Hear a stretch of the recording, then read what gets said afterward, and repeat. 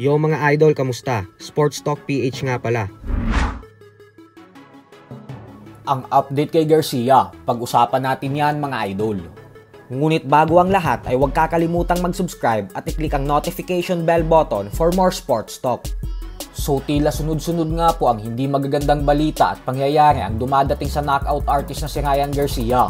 Ito po ay dahil matapos niyang suspindihin sa boxing ng 1 taon at bawiin ang naging panalo niya kontra kay Devin Haney nang dahil sa pagpopositibo niya sa pinagbabawal na gamot, ay tuluyan na din po itong sinipa ng World Boxing Council. Para po kasi sa mga hindi nakakaalam ay may mga kumalat na video ni Garcia kung saan habang lasing ito ay tila may mga hindi ito magandang mga sinabi patungkol sa diskriminasyon sa mga African American at maging sa mga Muslim. Bagay na sobrang sensitibong usapin pagdating sa bansang Amerika. Kaya naman dahil dyan ay agad itong sinipa ng WBC sa kanilang organisasyon. Ayon mismo sa WBC President Mauricio Sulaiman, ay siya daw mismo ang sumipa kay Garcia. Ibig sabihin daw po nito ay bawal nang lumaban si Garcia sa kahit anong boxing events na kinabibilangan ng WBC. Ito ay sa kabila ng kahit minsang naging WBC Interim Lightweight Champion si Garcia. Agad namang humingi ng tawad si Garcia sa kanyang official social media account kung saan sinabi nitong lasing lang daw talaga siya noong mga oras na yon at wala daw siyang galit sa ibang mga lahi at ibang mga relihiyon. Sa katunayan nga daw madami siyang mga kaibigan na Muslim at ibang lahi at mahal na mahal niya daw ang mga ito.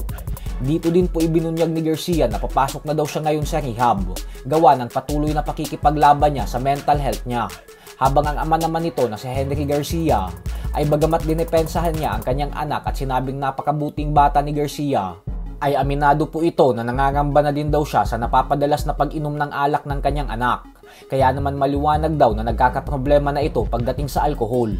Gagamitin po ni Garcia ang 1 taon na suspension sa kanya upang mag-rehab at mawala ang masasamang bisyo na siyang pakonti-konting sumisira sa kanyang imahe at maging sa kanyang professional boxing career.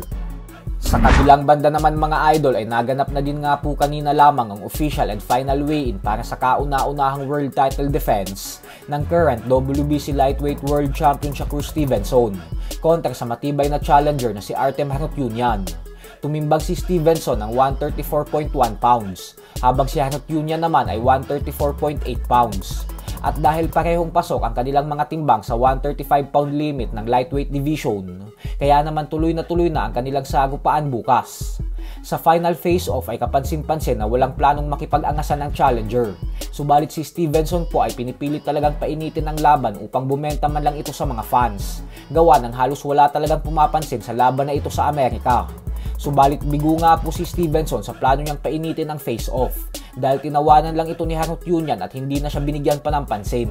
So hanggang dito na lang po muna tayo mga idol.